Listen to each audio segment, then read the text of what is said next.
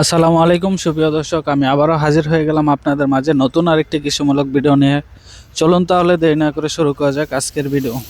সুপ্রিয় দর্শক, আপনারা আজকে দেখতে পাচ্ছেন এই ভিডিওটা আমি অনেক দিন আগে করেছি, কিন্তু সময়ের কারণে ভিডিও ছাড়া হচ্ছে না। ভিডিও ছাড়া হলেও ভয়েস দেওয়া হচ্ছে না ওইরকমভাবে। আপনাদেরকে আজকে আমি দেখাবো একই জমিতে কিভাবে দুইটি ফসল করা হয়েছে। একটি হচ্ছে গ্যান্ডারি বা আখ, আর হচ্ছে গিয়ে বেগুন। এই যে দেখেন আপনারা কি করে বেগুন আর গ্যান্ডারি একসাথে চাষ করা হয়েছে। এটা আমার বাসার পাশেই এই ক্ষেতটা করা হয়েছে। আর হয়তোবা আমি এক সপ্তাহ বেশি সময় আগে ভিডিওটা করেছি। আবার যদি ভিডিওটা করার সময় পাই তাহলে দেখতে পাবো গাছগুলো অনেক বড় হয়ে গেছে। আপনারা দেখতেই পাচ্ছেন কি করে মাচা সিস্টেমে, মাচা বলতে বাঁশের ফলাগুলা কি করে দেওয়া হয়েছে সুন্দর করে।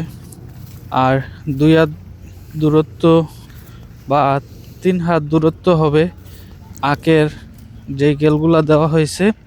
আর ওই কেলের মাঝখানেই কিন্তু লাগানো হয়েছে টমেটো। আর এইগুলা কিন্তু গাছ, যেগুলা টালের টমেটো, ওই টমেটো গাছ আপনারা দেখতেই পাচ্ছেন।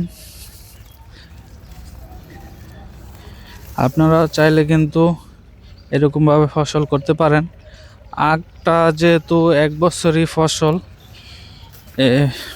এই জন্য আর কি অন্যান্য ফসল সাথে করা যায়, এতে করে কৃষক ভাইটি লাভবান হয়। আপনারা দেখতে পাচ্ছেন মোটামুটি অনেক বড়ই একটি ক্ষেত। আর মাঝখান দিয়ে কিন্তু আখ ক্ষেতের যে আখের লাইলটা আছে, এই কেলগুলা কিন্তু এখন নিচে আছে, যার কারণে পানি দিলে উপরে বেগুন খেতে যায় না ওইরকমভাবে। আর বেগুন খেতে গেলে তো বেগুন হয়তোবা নষ্ট হয়ে যাবে, বেগুন গাছগুলা পচে যাবে। এই জন্য আজকের ভিডিওটা এখানে শেষ করছি। আল্লাহ হাফেজ।